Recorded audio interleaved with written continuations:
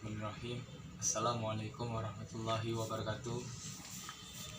Sebelumnya izin memperkenalkan diri, nama saya Yogi Wirawicaksana dari kelas Sosiologi Genap, jurusan Sosiologi Universitas Sriwijaya. Pada kesempatan hari ini, saya sedikit menjelaskan sebuah materi yang telah dikirimkan oleh Bapak Abdul Khalid kepada kami, dan di dalam sebuah materi tersebut terdapat 19 judul yang nantinya akan saya pilih satu yang akan saya sampaikan nantinya.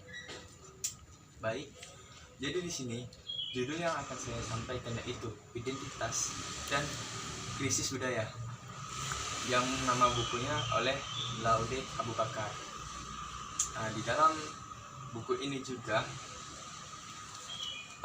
perjalanan bangsa yang bertanah air di Nusantara ini apabila titik start dimulai dari Sumpah Pemuda yang diikrarkan pada tahun 1928.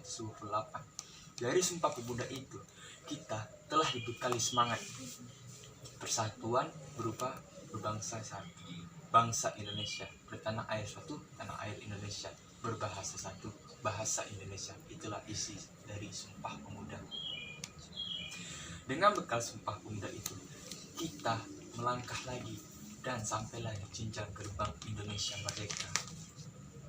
Di rumah besar Indonesia, namun masih kosong itu, kita berlega rasa karena telah menghirup udara kemerdekaan sambil menatap yang terbaca Republik Indonesia dan sebuah lambang yang melekat sebagai simbol negara kita, itu lambang Garuda Pancasila yang bertuliskan Bhinneka Tunggal Ika.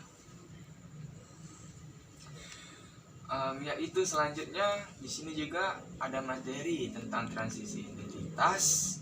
Kedua, kalau kita menelusuri perjalanan bangsa Indonesia yang merdeka pada tanggal 17 Agustus 1945 hingga masa kini, terkesan bahwa bangsa Indonesia masih tetap mempertahankan identitasnya sebagai bangsa Indonesia berdasarkan apa yang terikrar pada Sumpah Pemuda, yaitu pada tahun 1928 pada saat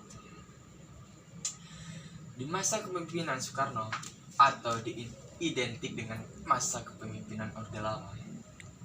Sejak memulai langkah memimpin negara dan bangsa, beliau telah menghadapi masalah-masalah yang berat karena di satu sisi harus berupaya memperkokoh persatuan bangsa, dan juga dari sisi lain beliau berupaya mewujudkan cita-cita, yaitu kemakmuran dan ketentraman hidup bangsa di dalam perjalanannya mengantarkan bangsa dan negara di dalam sikon yang serba sulit, dan karena Soekarno melihat masih ada potensi yang dipegang. Yang ketiga, konflik dan kekerasan. Dan di dalam konflik dan kekerasan ini sangat ironis sekali. Kenapa? Di dalam konflik dan kekerasan ini juga bahkan Indonesia merupakan milik bersama.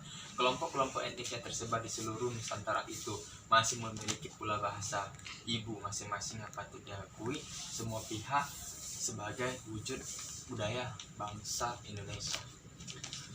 Jadi dari sini juga kita bisa mengambil kesimpulan bahwasannya sebuah konflik itu pasti ada terjadi di mana-mana. Jadi kita sebagai warga negara harus sadar diri bagaimana kita harus dewasa dalam menghadapi setiap konflik tersebut.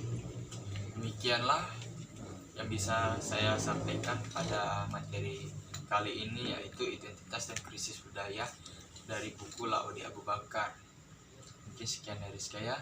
Wassalamualaikum warahmatullahi wabarakatuh.